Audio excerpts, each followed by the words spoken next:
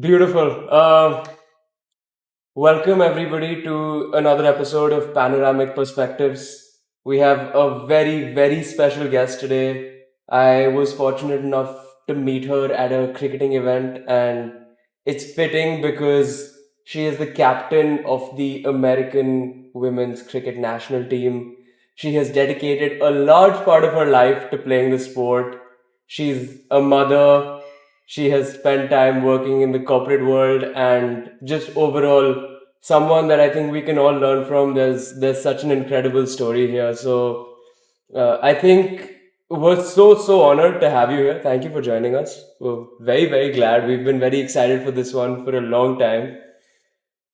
Let's just dive straight in. What's your favorite shot to hit on the field? Oh wow! Straight into it. Cover drive Okay. or going over the covers. I think that's probably my favorite shot. And I know on a given day, if I go into bat and if my first runs that I get off my bat is a cover drive, then I know I'm having a good day today.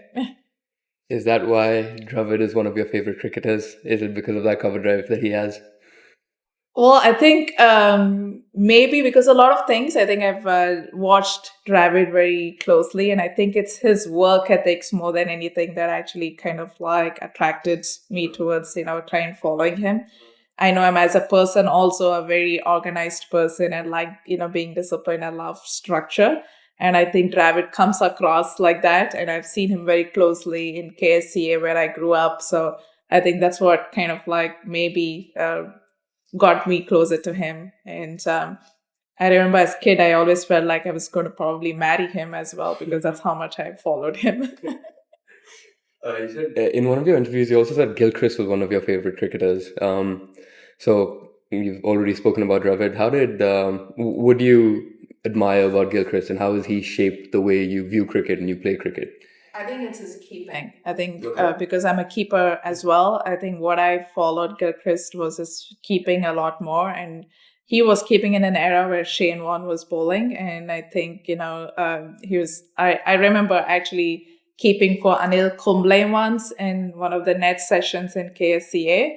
And I figured out like, oh my God, like the pace that they bowl at and the way the variations they bowl at and being able to be ready for that was, another skill altogether. So I was just respected them for their keeping skills. And I think that's what I loved Gilchrist about. And when he came into bat in a test environment, like the aggressiveness at that era, I think Gilchrist showed us the way as to how to be aggressive on the field as a batter in test as well. So I think there were a couple of reasons why I looked up to Gilchrist on that. Yeah, no, he was definitely a very fun player to watch. Like Yeah. every time I watched Gilchrist play, I was like, how is he doing the things he's doing on the field? So it's unique, but I want to actually take it a couple of steps back, and I want to go back to how you actually got into this sport. And you've always mentioned anytime I had something in my hand, it felt like a bat. Yeah. But when did that really start for you? Like I want to understand what that journey was way back in your childhood, even though I know you may not remember everything, but Yeah, and I've thought about this a lot. I know I've just said the same thing over and over again, saying that I picked up cricket because that's what I grew up playing, and I think mainly because I think I knew I was good at it because I played a lot on the streets with boys and men, and in fact, like bigger men. Like I went and played games with them when I was still 8 years old, 9 years old. I knew I was good at it. So I wanted to do something. And all of us, right? When we know you're good at something, you want to keep doing that because you want to be recognized. You want to be identified as this person who's good at something. You want to be the first person to pick that when they start picking up a team. They're like, oh, I want Sindhu in the team. Even when they had so many other boys there standing and want to be picked, but I would be the first one to pick. So I was like, yes, I was good at it. So I knew if I continue doing this, I'll be identified. I'll stand out. So that's one of the reasons I think I wanted to continue playing cricket. I grew up in a household where my brother was a magician, and he's an actor director today. So he probably got a lot of limelight growing up among my friends at school, with family, with cousins. He was like the pick of the person. He's like the guy in a party that you want to have, and he just had that presence in the room. And somewhere down the line, I think I also wanted to find my own area where I know I could be good at as well and be recognized. And I think that is what made me continue playing cricket. If I want to go back and think why I love the game or why I stuck to it, is because I felt like, why should my brother always be the one in the limelight? I want to be there too. And, what am I good at that I can stand out within the family? So I think that's where it comes from. If deep inside, if I think about it, yeah, that's where it is. That's very interesting. How did that start happen? Why did you first start playing gully cricket with a lot of boys on the streets? Like, wasn't it very intimidating? Because I would assume that you were one of the only girls playing, right? And so, how did that initial start happen? I think, well, growing up, I had right next to my house, I had two friends who were twins, and they were born 2 days before me. They were my best friends, and they were boys, so all they wanted to do was play cricket.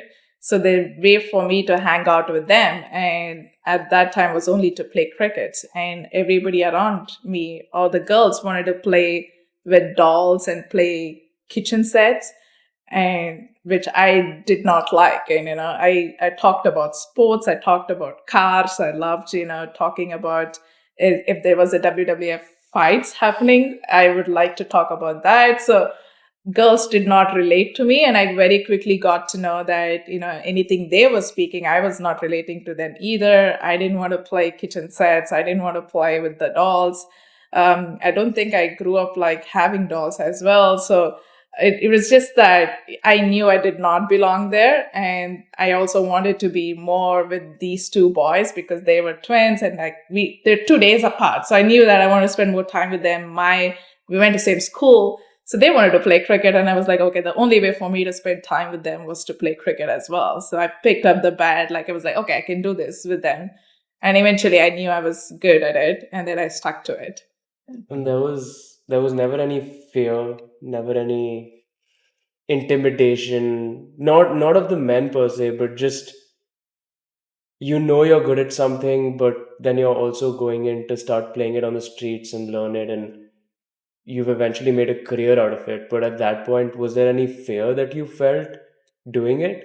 No, in fact, I love the sport so much at that time at playing in the gully cricket that I don't think I feared it. Like I not, but the fear came much later in the career, because when you got to know that there was, I was trying to make a career out of it, then I realized that this is the only way for me to earn some money and like make my livelihood.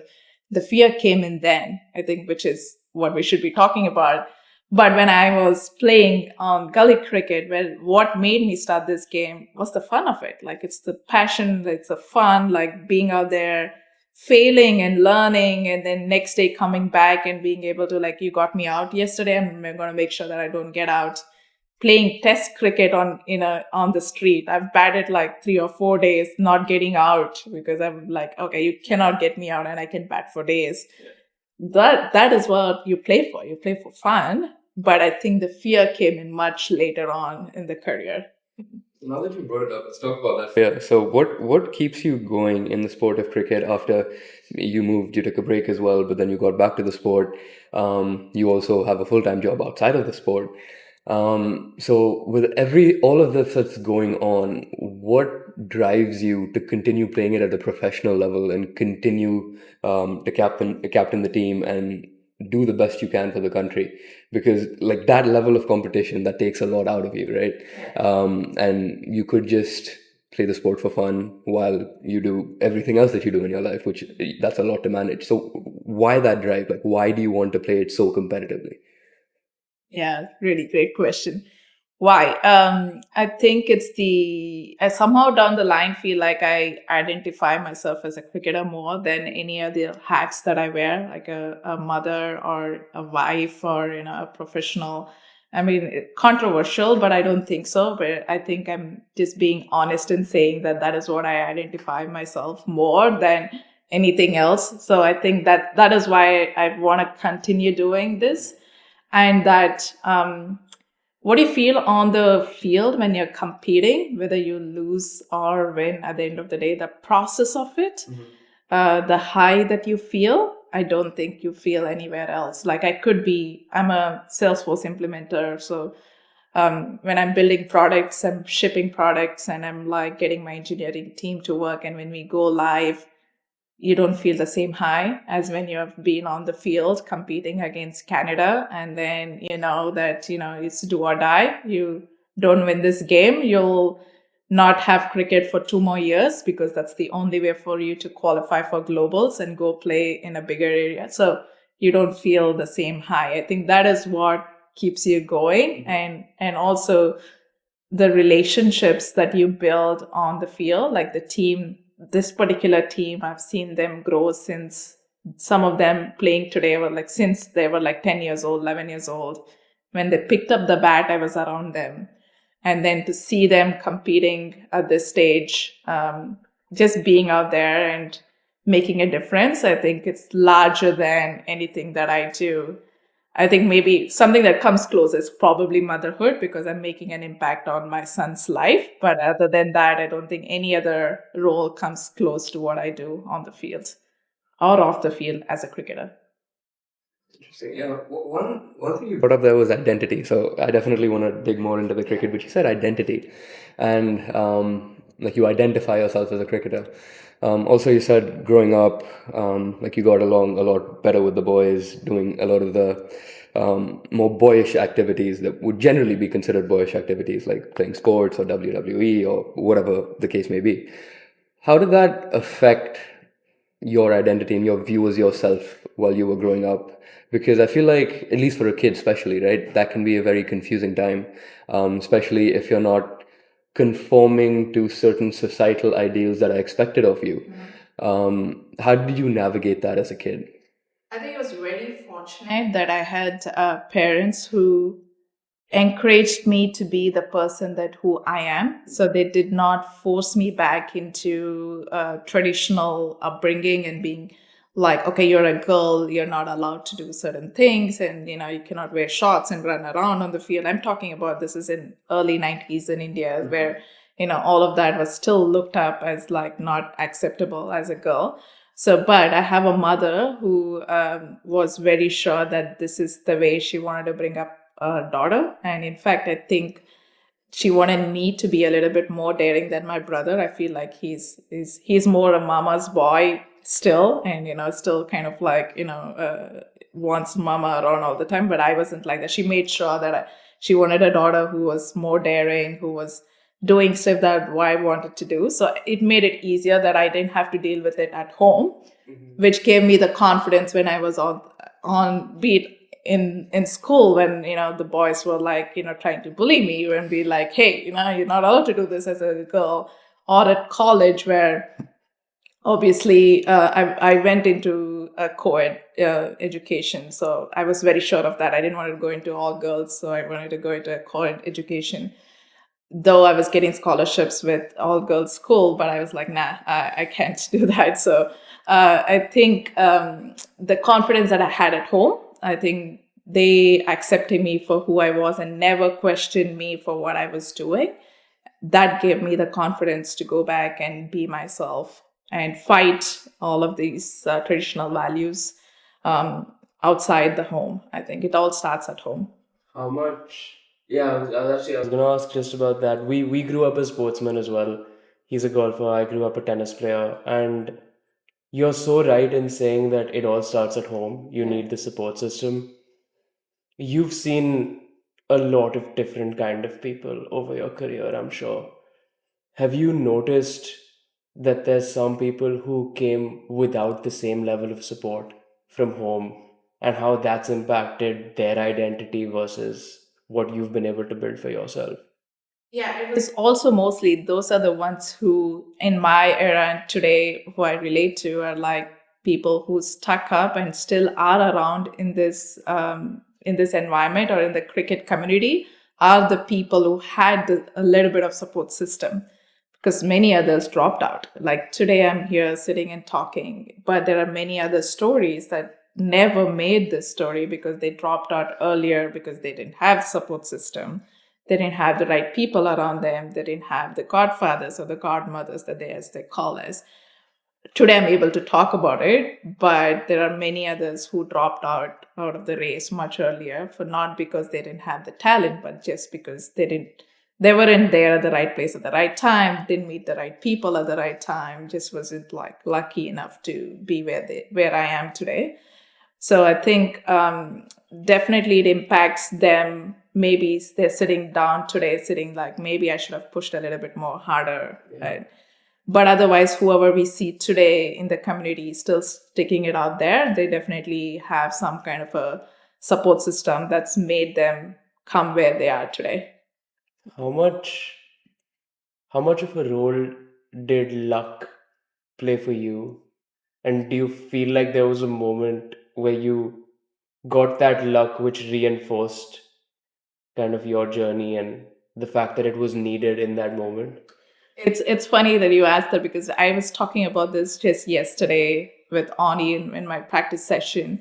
I think there was this one particular moment. Maybe I was probably 12, 11, can't remember, maybe 13, can't remember now.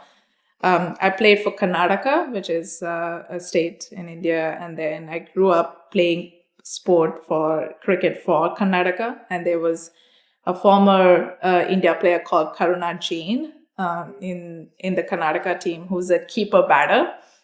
And I was always the second keeper for the team, and I was always benched for a number of years. But she got a contract with Air India, and she took this professional contract and moved out of Karnataka and then started playing for Air India. Overnight, like, my role in the team changed. I was the number one pick. I was the number one batter. I had not played for years, but I was just benched and the second keeper as such for the team for years. That moment changed everything, because then I was getting game time. I was getting people, there was visibility for me. People were like, okay, like, we need to bring her up now. So that was probably the turning moment, like, where I knew that I could cement my place now, because she had to go away for a contract.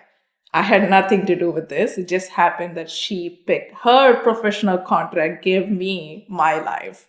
So I think that was probably the turning point, and somehow I was lucky to be there at that particular point. And I also happened earlier age. If it had happened to me during when I was 18, 19, when I had to make the decision about continuing my sport or not, but no, it happened when I was like 13, 14, which gave me ample time to build my career. I think that's probably my turning moment. Based on what you've just talked about, I'm getting the theme of resilience and patience a lot. Like when you spoke about the support that you had at home, and that's what helped you stay in the game long enough. And you said everyone who's been playing for a really long time, they're the ones who are succeeding right now. And then right now, again, you mentioned that you got that break in your career because like you were benched for a while, but you stayed long enough where you actually got the chance to play. So in sports, how much would you agree with the statement that it's more about being the last one standing rather than most other things? Of course, you have to work hard, you have to be talented, but from what I'm gathering right now, it seems like the most important thing is to just be the last one standing and not give up. Oh, well, I feel like that's like probably a number one skill that I should be talking about, as being resilient. Mm-hmm. You can teach somebody to hit a cover drive. You can teach somebody to play a pull shot. You can teach them how to bowl, like spin off spin. But I think when you're out there on the field competing, and when you're pushed to the ball and you're like cornered, it's your resilience that actually comes off the that is what probably brings you to the finish line. And I think it's and you cannot teach that. I don't think you can. And I've seen number of cricketers over my career so far that highly talented, that I wish I could, smash the ball like they do. But I think it's somewhere they do not have the results, or have not yet found that result is the resilience. It all comes down to mental toughness at the end of it. And I think as much as we think talent is what brings us there, only to an extent, but I think it's the other stuff that needs to happen right to showcase your talent and skill. What does it take to build good resilience? Man, that's a tough question. So I think for some, I think it is life itself teaches you resilience. And I think it's difficult. It could be difficult childhood. It could be difficulties at home. It could be environment that's just given you that exposure to build that resilience. For some, it would mean that they would have to challenge their own environment to build that resilience. You'll have to modify the environment you're in to build that resilience. Example, Dinesh Karthik talks about how his life changed when he moved to Bombay and lived with Abhishek Nair. He didn't have to do that. He went and changed his environment, challenged himself to live in somebody else's house and listen to him. And he was given, I think, 4x4 a room, and then asked that in the middle of the night, wake him up and be like, do your squats now. Like, he was just woken up at 4 a.m. and said, like, you're running 10 kilometers right now. And because he changed his environment, challenged himself, and got that resiliency by modifying his environment. For some of us, life itself teaches that. If it hasn't, you can always modify the environment and finding the right people to challenge you. You feel like you could have been as good at cricket, but been in the wrong environment and not been where you are now? Ooh. I think definitely I've had instances in my life that has taught me and given me the resilience today that has brought me here. Yeah, some stuff definitely when it comes to family and life and upbringing. I think it's definitely given me the resilience that growing up I knew none of my friends had that, and I could see the difference that how I fought it out on the field was different to how they were fighting it out on the field.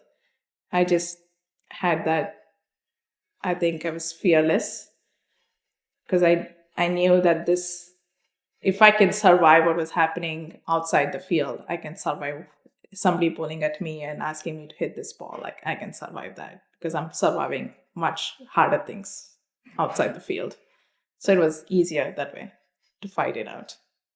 Do you think people can have that level, that mindset, and that ability to just not give up just by themselves? Or do you need a support system like a strong family, whether it be parents, husband, siblings, friends? Do you need those kind of people to lean on? Or do you think it is possible to go all the way and reach the levels that you've reached just alone? Personally, I feel like you definitely have a support system and you are leaning on something for sure. It could be spiritually, you're leaning on God, and faith. And I think you are leaning on one of the factors to push you to be where you are.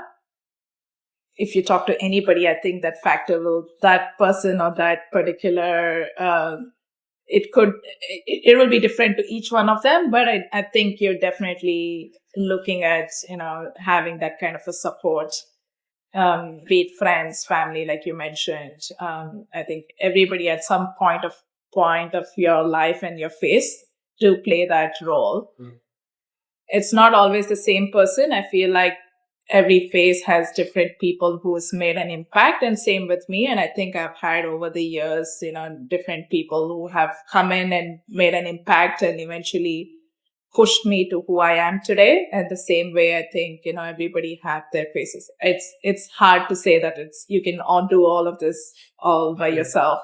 And we also play a sport that's a team sport. So it's quite hard to say that, you do this by yourself and alone. Yeah.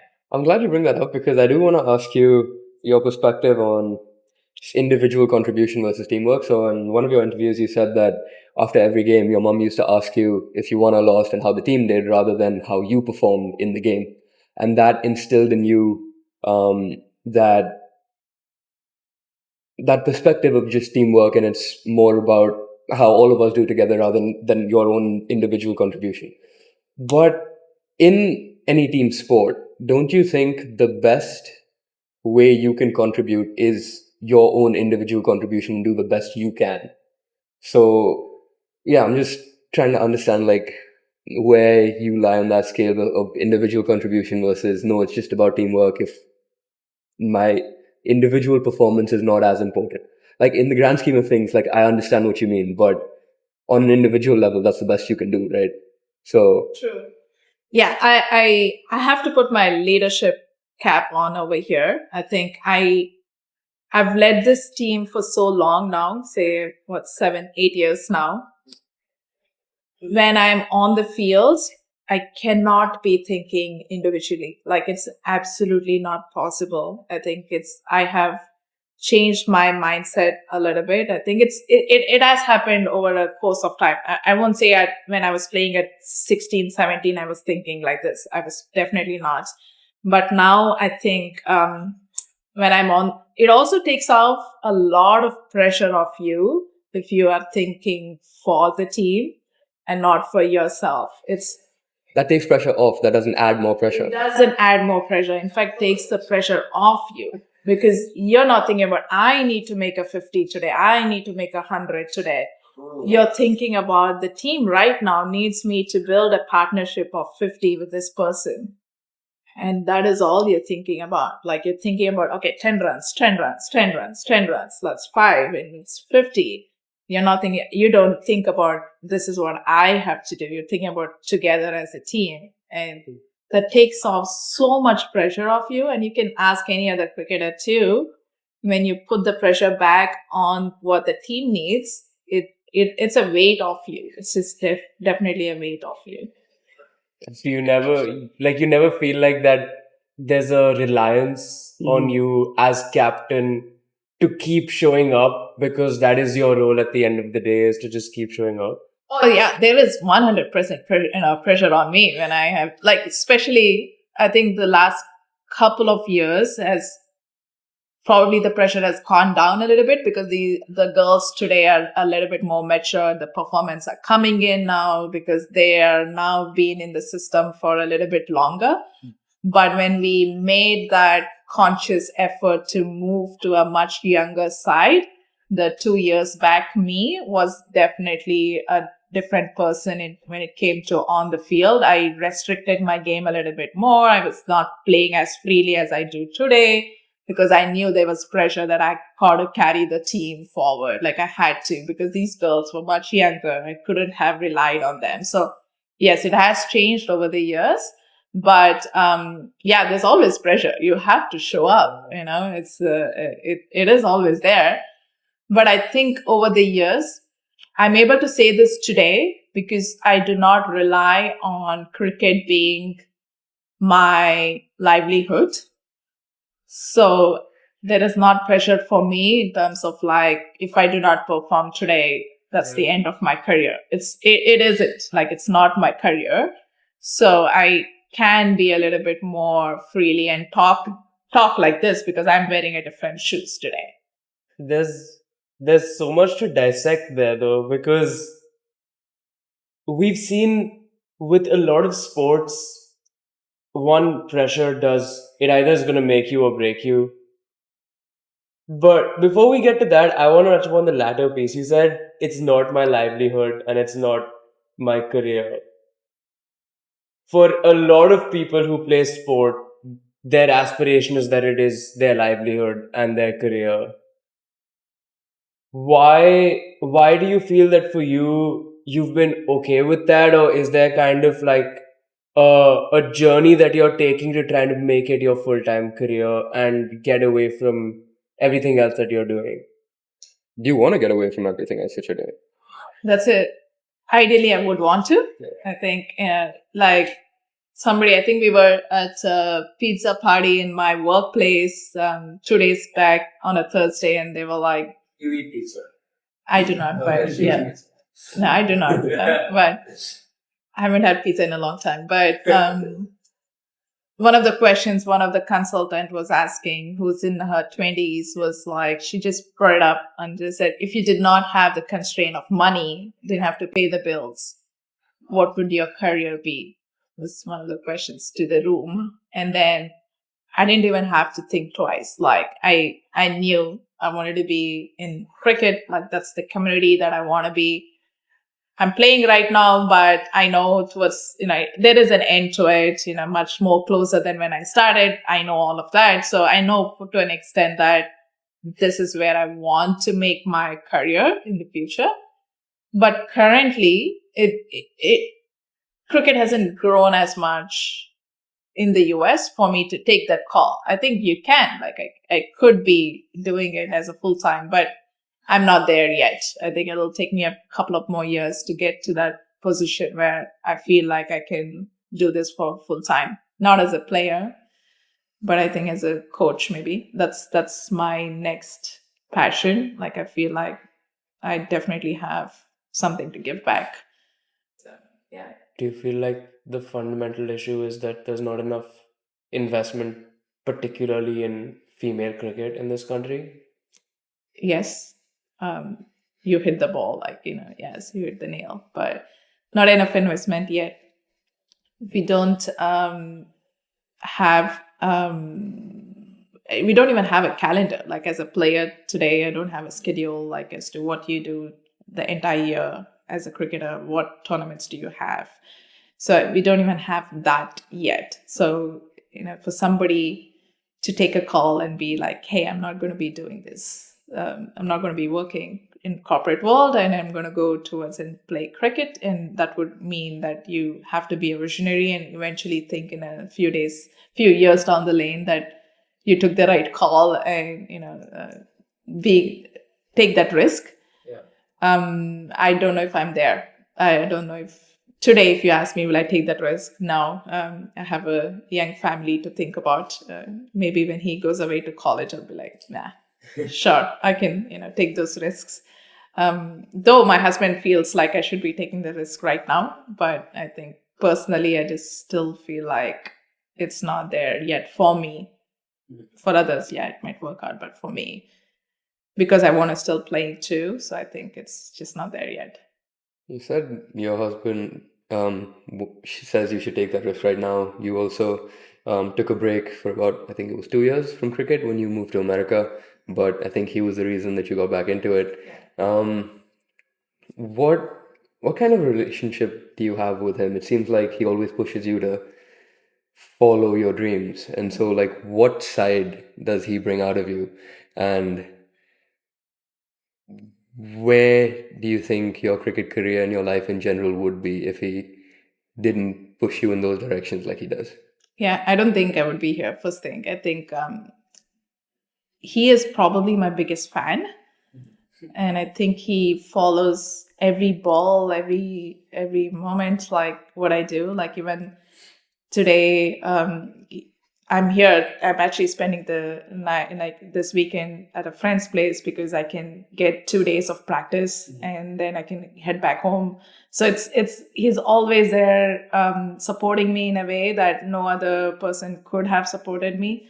I remember, I think I've said this in a couple of interviews, that when we decided that we were going to have a family, and I thought my cricket was done then. And then he was always sure. He was like, nah, you are going back. You are going to be, the cricketer that you want to be. And that's what I'm here for, to support you in all ways possible.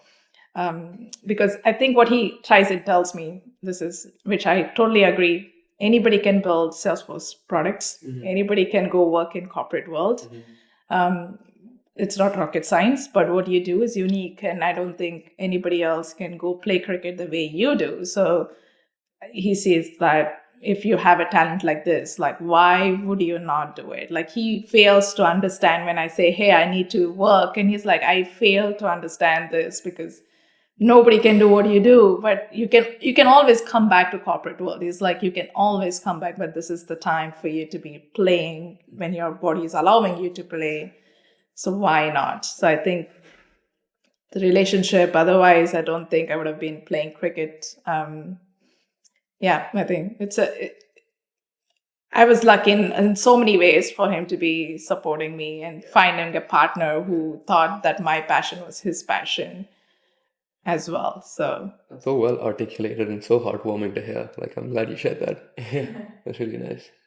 Yeah, it's also nice because earlier you mentioned a lot about your support system growing up, and I'm sure at some point you need that support system to continue in some capacity. Yeah. So it's quite incredible that you've been able to find someone who pushes you the way they do. I think that's very important.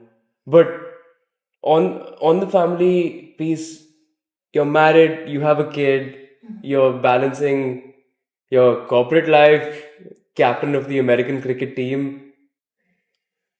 How much does it take out of you to do that? You see my gray hair? Takes a lot out of me, and I think I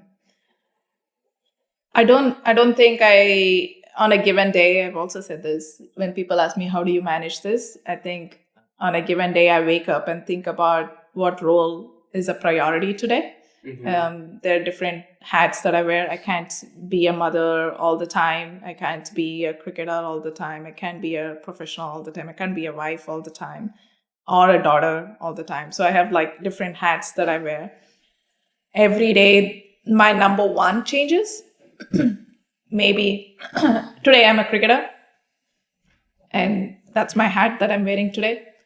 So my first priority will be a cricketer. I don't see my son until the end of the day. That's when I become a mother.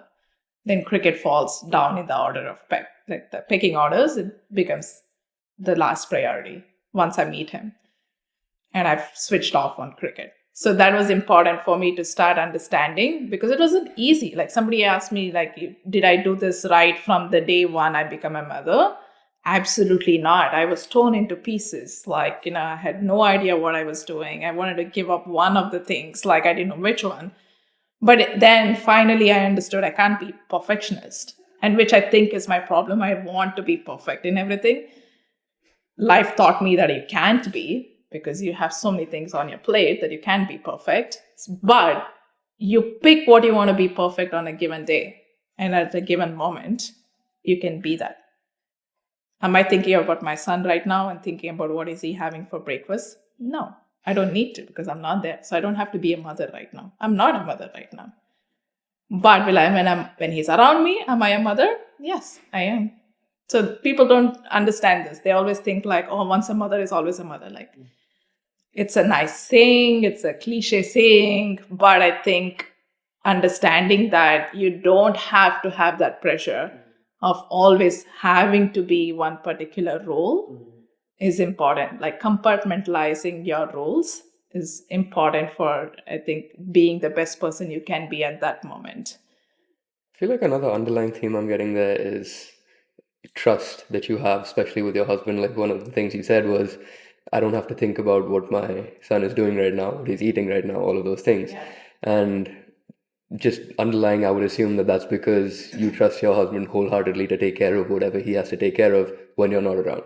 And so that's a very, very interesting thing you said there. You've also been, before you mentioned you've been captain for 8 years. How's your approach to the game changed in those 8 years? Maybe from the perspective of first you were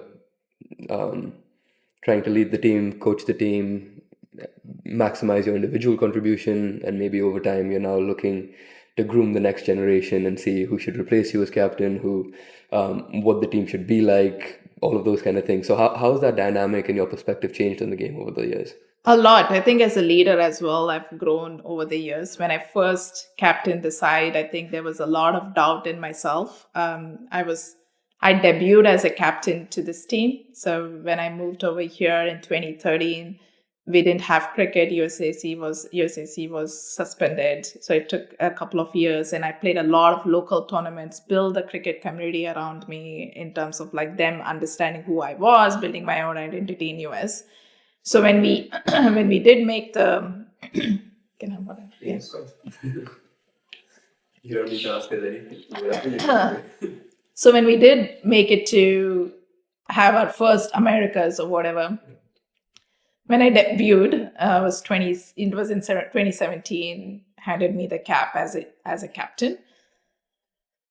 I wasn't thinking more as a leader at that time, which I think I'm a little bit guilty about, because I think I was still trying to cement my place. So it was more about my individual contribution, like, I need to make a name, because I wasn't sure, even though I was the leader, but I was like, I didn't think I did justice to it, because I was more wanting to make my own role or my position. So I think over the years, I think Julia Price, probably, which I've probably mentioned in a lot of my interviews, is who developed me as a leader. As a leader. Oh, got back my voice. Yeah. I think when very early on, she figured out that it was important for me to feel like this was your team. And I am here as the coach to only help you how you want to build this team. Until then, I never thought this was my team. Like, I just felt like I was one of them, part of this team. I was probably one of the better players, so they picked me as the captain. So I just have to, on the field, take these decisions and, okay, at the end of the day, you come back and that's it. Yeah. But Julia Price started telling me that, no, you are this team. Everybody around you is basically following you, and this is how you want to build the culture you want to build. What you want to do with this team is you. I'm here to support you. And I was like, overnight, I was like, oh my God. So this, every decision that I take right now is going to impact the team. And then slowly she started giving me the confidence of, being able to be more the decision making. You could do your own decision making. You can, be more instinctive in your decision making. Everything doesn't have to be planned, because I knew instinct was something that you need a lot as a leader. And I knew I had good instincts, but I wasn't confident enough to take it, because I always doubted myself as a leader. But when Julia Price came in, she said, no, you take your call. You fail. It's completely fine. We'll figure it out later on. So she gave me that confidence. So that build up that confidence is who I am as a leader today. I'm 100% confident in a way that I make a wrong decision, I'll put my hand up and say, that was a wrong decision. And that's happened a few times. Right after the game, I'm off to an interview, standing out there, and I'm like, I put my hand up and say, that call that I made in the 8th over, 9th over is the reason we lost today. And I take my full confidence, and I'll be like, yes, I'll take it. This is my call. How much courage does it take to be able to put your hand up in that moment and say, this is on me? A lot, yeah. I think.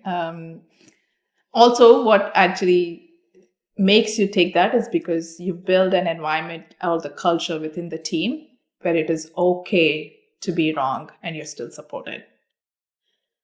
Very interesting. If I cannot do that, when we're sitting as a team together, I'm the first person to put my hand up and be like, I wasn't 100% on the field today. I didn't do right. The minute I do that, you will hear 5 more people talk about it and be like, I think I could have done this better. I think I didn't do this right. As a leader, you cannot say that you were wrong. I don't think any of your team is going to say that.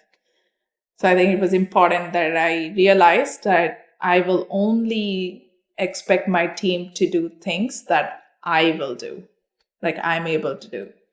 if I can put in 5 days a week of work in terms of my conditioning and fitness and skill wise, then I'll expect my team to do as well. If I cannot, then I cannot expect the team to do. So I wanted to build that culture in the team where it's okay to accept your mistakes and you won't be held responsible for it. And I think we've managed to build that today. That's just because I was ready to be vulnerable. I think that's where it comes down to, being vulnerable and being okay with it, and not being concerned about how people think of you when you're vulnerable. How does that compare, that mindset and that environment, compare to like your life in cricket versus your life in the corporate world in sales?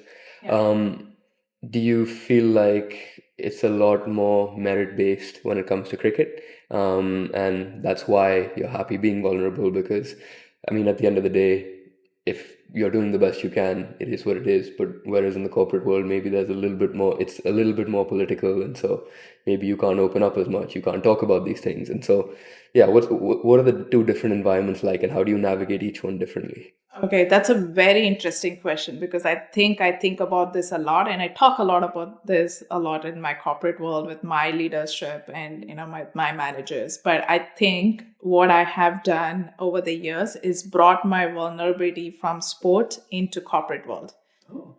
And that's actually helped a lot for people, like, to understand that what they see is what they get ultimately. And that's actually worked in a really great way for me. I think it's easier to get things done, and as a leader, to be that leader in the corporate world too. Vulnerability is important. And the skills that I've brought, it's almost like transferable skills that I do in sport into my corporate world. And those are my learnings. If somebody asks me, like, what do you have as a degree and what did you study? Like, I have a degree, guys. Don't ask me how I got it, but it was almost like my professors had to literally beg me to come and show my face and be like, hey, show up, we'll give you the certificate. And that's how I have a degree, because I was an athlete student. And that is not what taught me. It is what I learned on the field. Being a cricketer is what taught me in corporate world, and it's transferable. Like, I am actually 100% vulnerable at work too, and it's highly appreciated. People do not understand, that it is highly appreciated to be yourself, even at corporate world. It depends, like, what do you want out of your life, and are you ready to compromise your values to get something, or are you okay, being average, but you're holding on to your values? So what do you prefer, right? And I think I'm the other person. I'll okay to not get titles and not go up the ladder in my corporate world, as long as I can hold my values. I'm completely fine with it, because I should be able to sleep at night. Because if somebody asks me what is that drives you, is my values. It's like, I should be able to sleep peacefully at night. As long as I can do that, that's what I will continue doing as a person. You said a lot about just being vulnerable and being okay being vulnerable. We, so both of us, of course, work in the corporate world as well. But for a lot of people listening to this, I seriously believe most people's biggest struggle is figuring out how to be okay being vulnerable, because you hold your cards close to your chest and you don't want to expose them, and you've you've cultivated yourself in such a manner where you've become very okay being vulnerable in every environment. But what does it actually take to be okay being vulnerable, and understanding that there's more strength in being vulnerable than weakness? Yeah, good question. And what makes me do it? I think it's mostly, I don't think I know any other way to be. It is a lot more pressurizing for me to be something else than who I am not. And holding back means that it takes extra layers of my energy to hold back something than to be myself. It's extra effort.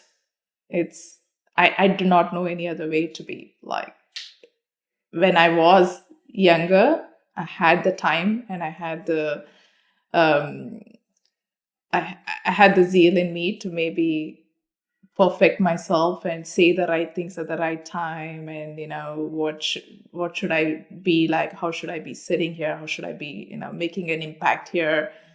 And it was over the years, I think, as you get older and wiser, and I think you just realize it's okay to say I don't know something, and I'm just okay to just say I don't know, guys. Like, I do not have answers to these questions, and I'm not the right person for this. Let me put you across to the right person for this.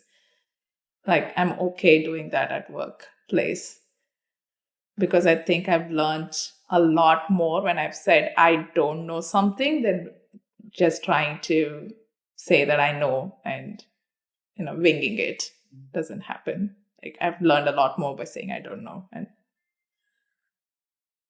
You have a very strong sense of self, which is really refreshing to see, especially in this day and age where social media is so, um, well, everyone uses it, and it kind of, at some level, diminishes your self-confidence because you're constantly seeing the best of everyone's lives. And so just seeing someone who's so grounded and true to themselves, it's really refreshing. You're also relatively superstitious. Like, you used to have a good 20, 30 different things that you used to do before you go out to play. And over time, that's come down a lot. And I'm not generally superstitious, but I have like one or two things that I do before certain events or something important. And I don't know, I just never give it up. And so I'm curious why, like, you've become less superstitious over time and how that change happened. yeah, I think over the years, how did you? First of all, I thought about how did I build this superstitious too. It just so happened I was wearing this particular socks and I got 100 that day, and I thought the socks did the work. I wore a shirt and I thought that was what it is. And then I realized I woke up in a certain way, so that is why I got these many runs. And I built up this list, and then I had a very terrible season. I want to say it was 2019. 2019 had a great Americas. We went to Scotland, first time in globals, and we were playing a different level altogether. And I had not played that level in a long time, so got exposed. Like, I knew that I was exposed tactically, strategy, my skill as well, and the team skill. So got exposed a lot more, and that was like hard hitting. And then when I was reflecting on the tournament itself, and I think Julia Price asked me one question. I said, like, I had hit 1,000 balls every week, and I knew I had prepared the right way, and I knew, but I still didn't get the result. And she said, like, hold back, think about it. Was the process right? Did you hit the balls the right way? Like, did you think about how the ball's going to be moving in Scotland and prepare for that way? And I was like, no, I just hit the ball. I thought hitting the ball is all I needed to do. That got me thinking that it really isn't, it's not about these things that you think is the right thing is what's going to get you the runs on the field or get you the results. Forget the runs, results on the field. So then I started questioning everything that I was doing, which I thought was the reason that I was, and what was happening with that is that before the game started, I had this 25 list that I had to do. I had spent so much energy trying to get this 25 things right that I haven't thought as much about the game. So when I went over the game, like, ooh, like, I didn't have a plan B, I didn't have a plan C, I didn't have a plan D, because I spent most of my energy trying to get this right. So then I started reducing it. Then I didn't have to think. Then I had so much time to prepare for the actual challenge that you actually feel on the field. And then started reflecting that if I did not do something right on that particular day, it's the execution that was wrong. it was not because I was not wearing the right socks. Yeah. My decision making was wrong. It was not because the shirt that I wasn't wearing. But then I started realizing that there was so much to that, the preparation, right preparation, and then making the right execution. Then it took the pressure off as well. I was like, oh, then I didn't have to do this 25 things. I still have. I don't say that I don't have superstitious. Like I now call those more as a routine. Like out of those 25s come down to maybe 5 or 3. I don't think about it anymore because that's what I think what it does is just activates that your mind to say that you're now in the zone. So you gotta bring that down to whatever it is. And people who say I'm not superstitious, yes, but you still have a routine that makes you feel like you're in that zone, and you identify that zone. That's it, and stick to it. It was also Michael Hussey, and I think I heard one of his interview where he talked about how he came up with his routine. It took him 2 years or 3 years to come up with that routine. Mm-hmm. Every game he played, he would write down everything that he did on that particular day on a sheet of paper, put it away in a locker. And then he did that for 2 years and 3 years.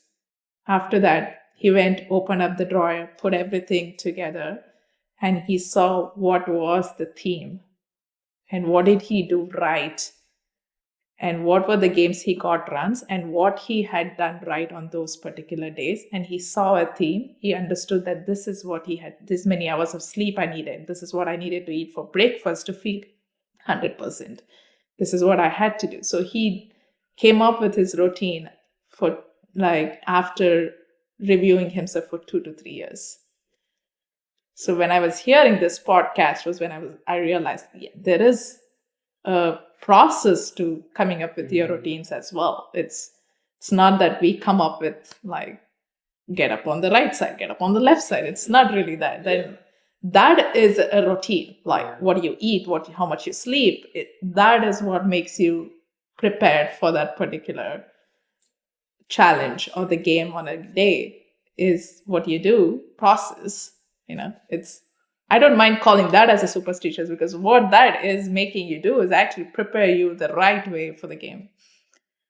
That's so routine is also so closely tied. I think every athlete has some semblance of a routine you have to, but it's so closely tied to being disciplined, right? You can't have a good routine if you're not a disciplined person. And of course, to get to the level that you're at, discipline is probably front and center. It's your catalyst. But what kind of things in your routine have made you be as disciplined as you are? Where I'm sure you've had a morning, you've woken up and wanted to do anything but go to practice. So, on a day like that, how is your discipline and routine trumping that mindset of yours and saying, fuck it, I need to go and get my shit done? Yeah. Oh God, that's a good question. I think every day when I wake up, there's always the question of why, like the purpose of life itself. Like it's like, why am I doing this? One, I need to work. I need to work this 9 to 5 so I can pay my bills. Yeah.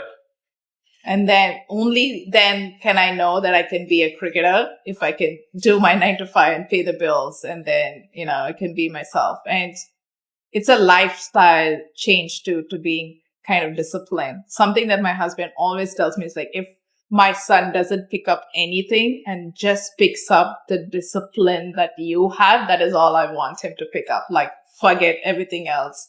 Because I'm sure of like, I probably haven't had fried food for like years. Like, I haven't had a samosa in like years. I can't remember the last time I had a samosa. Yeah, and like I will not drink Coke or any of those fizzy drinks because somebody told me when I was growing up that was not good for you, and I just stuck to it and haven't had it for years, and that's how it is going to be. So I think as a person itself, I loved having a structure. So it's quite hard for me to not have a structure. But I think over the years now, I want to challenge myself in unstructured environment, because I think that brings out something that you yourself don't know who you are. So there's at times you want to break that structure. My son is getting like that, and that's annoying me now. And I remember how I was as a kid. I would give my mom a timetable and be like, "This is what I'm doing the entire day. You got to give me food at 11 o'clock. If you don't give me, I will not have at 11 o'clock." I'm not mad at you. I will not be, but I lost my time of having food at 11 o'clock. So the next my time is 1 p.m. where I'll take a break. I'll have food at 1 o'clock. So my mom had to stick to that. And there was no way I wasn't mad at anybody around me. I would be like, "Oh, the food is not ready. No worries. I'll come back at 1." And she would be like, "No, it'll be ready in 15 minutes. I was like, "No, I told you 11 to 11:15. You didn't give me food. I'm okay with it. I'll have it 1 o'clock." And my son is getting there now. And then now I know how annoying I was for my mom. So now I feel it. I think it's karma. It's coming back to me. Comes a full circle. It's a full circle. And then I understand now that he likes structure. Like, what am I doing at 8? What am I doing at 9? What am I doing at 10? I was like, "Dude, you're 6 years old. Stop asking me what we're doing every hour." He's like, no, I need to know. What's the plan for today? And I'm like, "Oh God." So Cherry is my husband. He keeps looking like, "Oh, I wonder where he gets this from." And I'm like, "Oh." So there's good and bad to it. Yeah. But I think, it's important also to expose unstructured environments. And I think because life is not structured, life is going to throw, bombs at you, rockets at you, and you just have to deal with it. So I think, yeah. You brought up the purpose of life. I'm glad you said that because that's a good segue into this. So, for you, what is the purpose of life? How do you think your outlook on life has changed and is going to change going forward? Because right now you're very disciplined, but do you think there'll come a time where, I mean, you have one life to live, you just enjoy, you eat your samosas, you eat your pizzas, you drink the Coke. Do you think that'll happen at some point? And when it's all done, when you're 70, 80, 90 years old and you look back on your life, how do you want that to look? Like, what impact do you want to leave? Or do you just, like, what's important to you? I think it's a lifestyle choice. I think what I have today and I call as discipline is my lifestyle. It's not something that's going to go away just because I stopped playing cricket. I've made this as my lifestyle. Like, if I've decided that this is the way I want to live, it's not because of cricket. It just makes me a better, I feel good when I do the things that I'm doing. And I think I will continue doing, knowing me as a person, I think I will continue being what I am. The intensity of me thinking that I have to work hard 5 times a day might come down a little bit, maybe 3 or 4 times a day as I get older. But I think, these are good habits, which I don't think I want to revisit as well. I think it's something, I will live by it. The purpose of life is a good question. I think over the years, it's definitely changed. I think it has evolved. I think all of you all too. I think, it keeps evolving at different phases. And then the why is different at every phase of your life. And I think for me, a why now is different to what a why was like, 5 years back. So that has evolved. And I think every 5 years, I feel like you need to revisit that. And that's something that I have not actively done. And I think I want to continue doing that a little bit more. Can't get it right all the time. If you ask me a why today, what's the purpose of my life, I actually think that it's now moved into giving back. I think it's about giving back to the community a little bit, like cricket community. Yeah. And I think that's where it's moved to a little bit about making an impact, giving back, and what I'm living back as as my identity when I leave, cricket, what I want to be recognized as, or what I want to be, what I want people to be talking about me. So I think it's changed a little bit. I don't think it was the same 5 or 10 years back, but this is what it is today. So every decision that I make, I try to think like, okay, how is it going to look when somebody's trying to follow me? Because I know a lot of eyes are on me. I mean, I'm on the field, the way I carry myself, the things that I say. I always know that there's, somebody looking at me. So it's important that I say the right things and giving the right guidance to all of the kids who are looking at me. You've given us a great opening to transition into Aspire cricket, but I feel like when I ask my last question, you were going to ask something as well. So Yeah, maybe we can do that first and then I mean, transition. I'm just inspired because you're so level-headed, and I think it's tough to find people who are balancing so many things and staying level-headed and dealing with everything. But it's okay when you're here, you're here, and that's all you're doing. We worked together a couple of months ago, and you mentioned something that stuck with me. You said, "I work a full-time job. I'm the captain of the cricket team. I have to train. I'm a mother. I get 6 weeks that I take where all I'm doing is I'm outside of work. When I have those 6 weeks, I'm just playing cricket. It's either to travel to play cricket or I'm practicing." And I followed up and I asked you, well, what about getting more time with your family? Do you do family vacations, or how do you give your son more time? And he said it's so hard to do that because you're trying to balance these two things. And I seriously want to know how you deal with that thought process, but then also the actual act of you missing out on certain things because you're so committed to the causes in your life. Great question at the right time, because I think 2 weeks back, as a family, we had our first vacation. And in 8 years? Sherry and I have been married for like 11 years now, 10, 11 years. We haven't had a vacation in 8 years. And since my son has been, he's been born, he hasn't gone anywhere, like as a family. Yes, we visited India because he needs to go see his family, but otherwise not a vacation as a family together, just the three of us. We just went 2 weeks back to Hawaii for the first time ever. It was great, and I think we want to do this more often, and I now question why haven't I done this. Throughout this podcast, you both of you have tried to tell that I come across as this person who's perfect.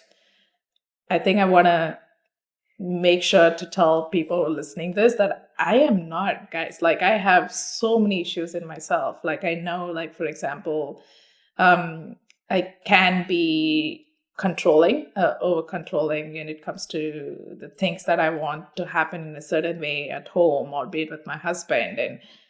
And there are issues sometimes that comes up, and I understand the issues was with me because I want to be this controlling freak, because of everything that I've talked so far. I do come across as a control freak, which I already recognize myself. So understanding that it's not all about me, it is also about opening up to what others want, and it's opening up to what at that particular time my son wants or my husband wants. It's quite hard. And I've read this somewhere, that for an athlete, they almost need to be self-obsessed to get the right performance on the field. But I think that can be changed. You don't need to be. I think there are ways you can correct it, and I think it's a everyday effort for me. And I've understood that I can come across as a self-centered person on many of the days, and I think that's something that was in me when I was in 20s, or when in my teenage years, 20s.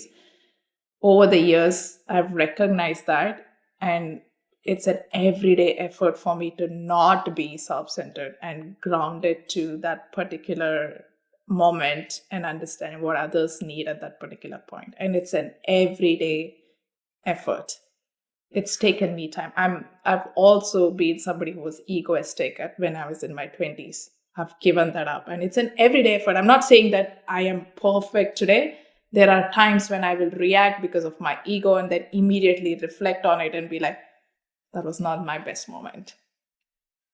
But I think what I have understood at this age is that I have faults in me and that I'm willing to at everyday work on these faults.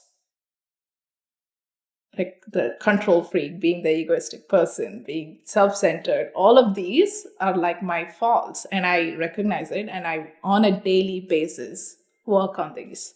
So I want to tell the viewers, I am not perfect, guys. Like, these are my issues that I work on it on a daily basis, and this is where vulnerability comes, where I'm like being vulnerable and saying these are my issues that I work on a daily basis. I've not mastered it. I will probably never master it, because that's my core abilities, or whatever you want to call it. That's inspiring because you're self-aware. And I said this about vulnerability as well, but I mean, you're hitting the nail on the head so many times where there's certain things that are common struggles for people. Being self-aware, understanding themselves, being vulnerable, self-doubt. These are things that everyone faces. You spoke about how you used to be very egoistic. You're an athlete. And so I think in some capacity, ego is also helpful because it probably pushes you. But on the flip side, where are the moments for you where you feel like your ego trumps everything else and you need an ego death in that moment, but it's just not happening?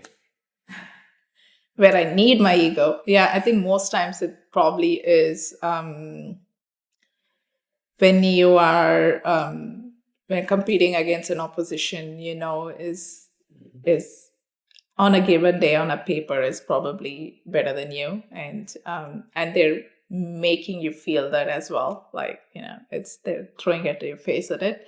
What helps is my ego at that time to be like, I'm not going to let you win, I'm going to put myself as a center here and fight through it. And I think that has helped me in a lot of ways. But as long as it's against an opposition, I think it is okay. And I think when it starts showing up within the team, then there is a crack that you don't want to bring that into the culture of the team. So I'm very aware of that. Like you said, I think it's taken me a few years to get here, and also I think it's because of who I am as I've gotten wiser, and I've gotten older, been around a lot more people.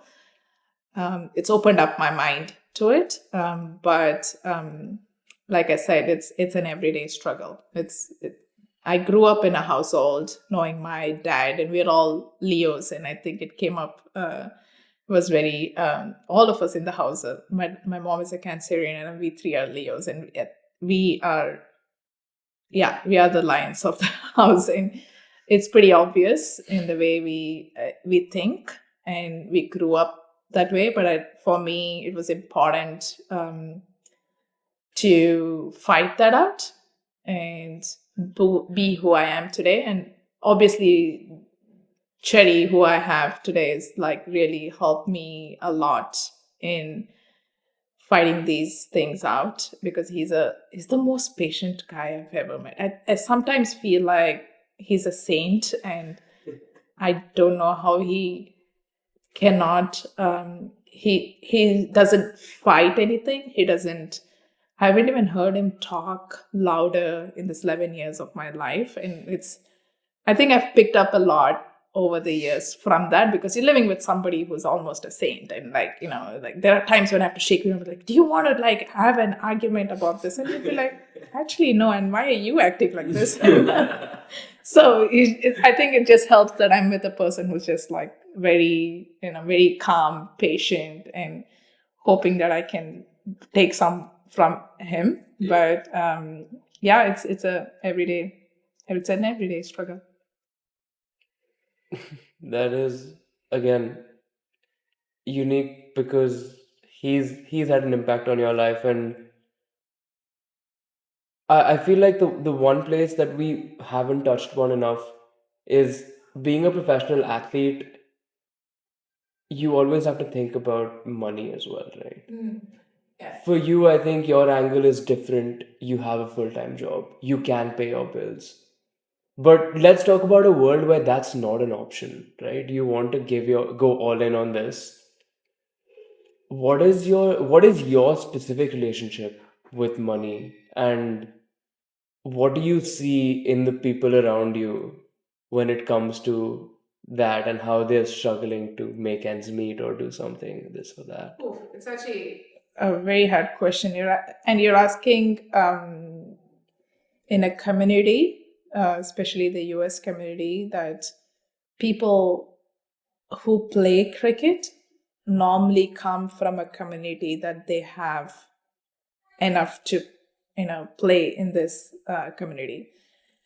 Something that I've off late started thinking a lot is that cricket has become more for the riches, because if you have the money, then you can continue playing the sport, which is what I think I want to be changing and making it a little bit more accessible and then approachable for communities, and making the sport itself available at different for different communities that can also go and pick up the bat and just play for the fun of it.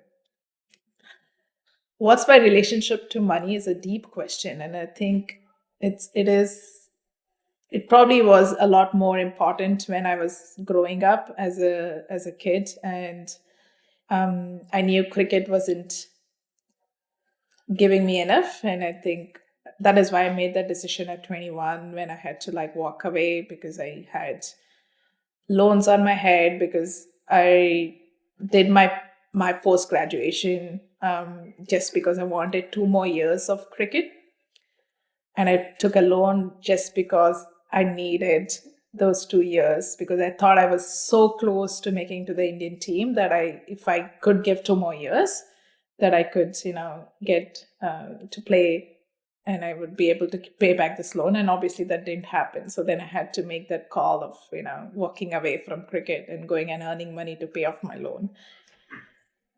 Now I'm a little more, I think money is you're more comfortable. I think, you're comfortable, you have 3 meals a day, and, it's just letting you go. But I think cricket today, in the cricket community in the US, is more about cricket for the riches, which we want to be changing. This question is probably not relevant for our community. Most of these girls who have picked up the sport and continue playing are the ones whose parents are well enough to give them the money to, and give them the comfortable life to continue the sport, which is amazing, because I think you don't get that support all the time in other countries, and this country is able to do that because of the system that we've had. But I think we want to be changing that. We want people to be picking up the sport for the fun, and not wanting to only play the sport because you want to play at the highest level. I think that is not how you can grow the game. You should be growing the game in the grassroots levels. They want to be. When you guys picked up, and I'm assuming you all played baseball, football, or any soccer growing up, and you played on the streets, just picked up the ball, and you want that to happen in America. You want people to be picking up cricket just to play for the fun of it. And that's exactly what you're doing with Aspire Cricket, isn't it? We aspire to do that.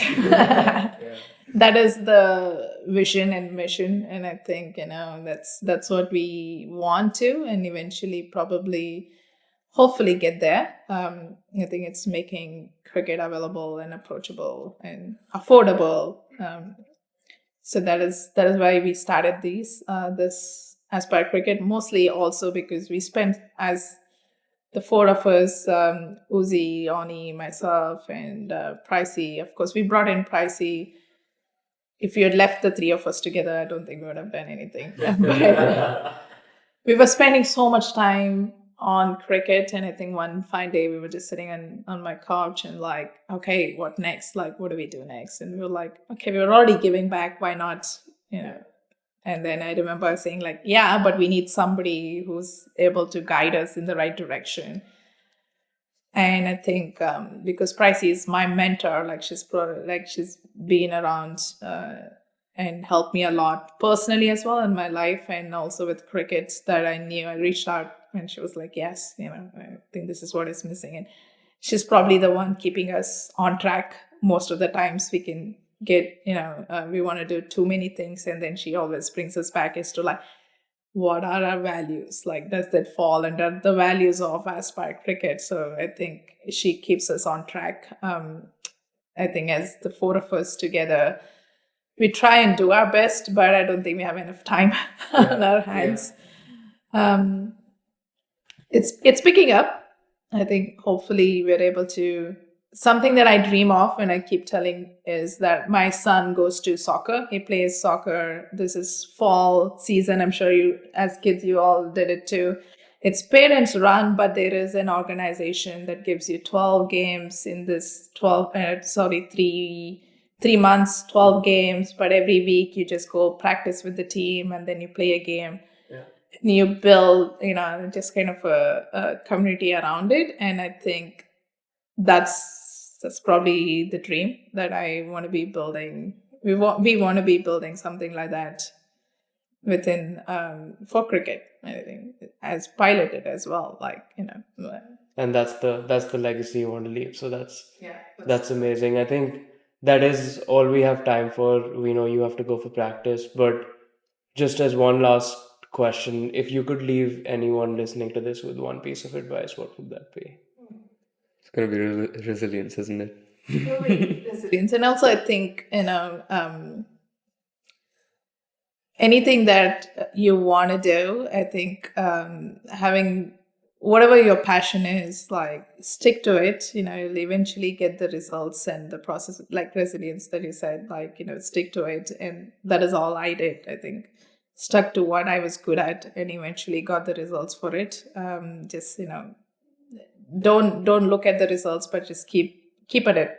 It'll come to you at some point. So just keep at it. Trust the process, I guess. Trust the process. Thank He, you. he has that tattooed on I his have arm. a tattoo called Trust the Process on my arm, and so I believe that wholeheartedly. But thank you so much, Sindhu, for joining us. This was honestly incredible, so much to learn, and we hope you enjoyed it. Stay tuned for the next one. We look forward.